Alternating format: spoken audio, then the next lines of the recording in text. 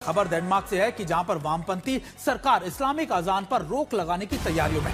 Denmark के immigration मंत्री अजान पर रोक लगाने की योजना का ऐलान कर रहे हैं। उनका कहना है कि देश के कुछ हिस्से इस्लामाबाद की बस्तियों जैसे लगने लग गए हैं और मध्य वामपंथी सोशल डेमोक्रेट्स पार्टी के सदस्य मॉर्टन बॉट्स्कोव ने कहा है कि नई सरकार रोक लगाने की कानूनी वैधता की फिर से जांच शुरू करेगी। मंत्री ने एक न्यूज एजेंसी को कहा कि डेनमार्क की छतों पर अजान की आवाज नहीं सुनाई देनी चाहिए। डेनमार्क ने इसके लिए कई जगहों पर कोई जगह नहीं है। उन्होंने कहा कि डेनमार्क में घूमते समय आपको यह शक नहीं होना चाहिए कि आप इस्लामाबाद के किसी उपनगर में आए हुए हैं।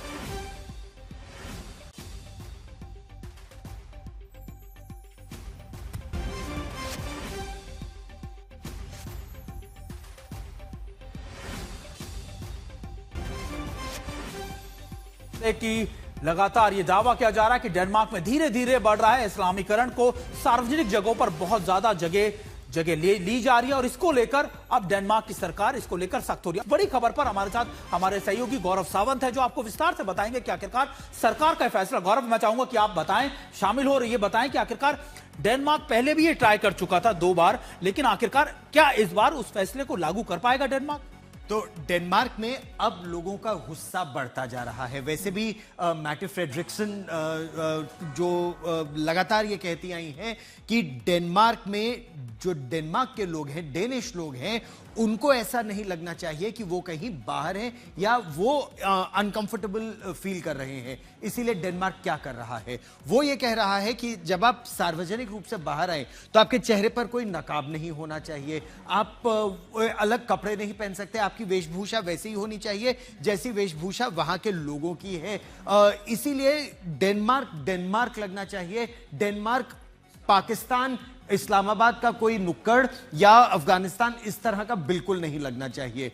यह समस्या केवल एक डेनमार्क की नहीं है, स्कैंडिनेविया में और खासतौर पर यूरोप में आप जैसा जानते हैं कई देशों में यह समस्या लगातार बढ़ती जा रही है। सबसे बड़ी समस्या इस समय ब्रिटेन में है। ब्रिटेन के ग्रूमिंग गैंग्स के बारे में आप जानते ही हैं, कैसे पाकिस्तानी मूल के लोग और ज्यादातर वो जो पाकिस्तानी पंजाबी मुसलमान लोग जो पंजाबी प्रांत के लोग, पाकिस्तान के पंजाब प्रांत के लोग जो इस समय इंग्लैंड में हैं, वो वहां 11-12 साल की बच्चियों का बलात्कार कर रहे हैं। न केवल बलात्कार कर रहे हैं बल्कि एक गैंग के रूप में बलात्कार, गैंग रेप करके, और 1 दिन 2 दिन नहीं, महीनों तक कर रहे हैं और फिर एक शहर से दूसरे शहर ले जाकर बेच देते हैं या वहां उनका यौन शोषण करते हैं। गौरव, आप क्योंकि पूरे इस यूरोप के इलाके में घूमे, ये समस्या पूरे यूरोप की बनती जा रही है। 1-2 देश नहीं, पूरे यूरोप के देश जो है इससे त्रस्त हैं, बहुत बुरी तरह त्रस्त है और कई देश अब खड़े हो गए हैं ये कहने के लिए कि अब ऐसा नहीं होगा। तो डेनमार्क ने एक शुरुआत की है।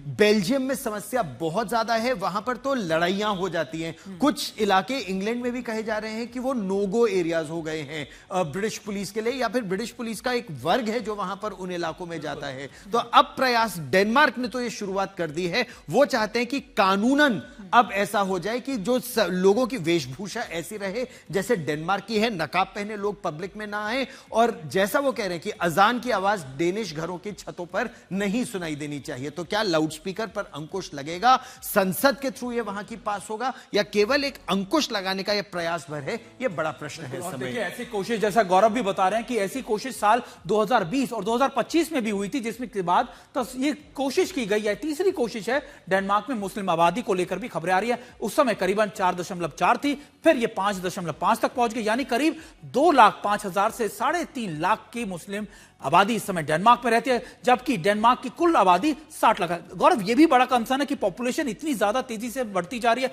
यह भी डेनमार्क का और यूरोप के कई देशों का कंसर्न रहा है।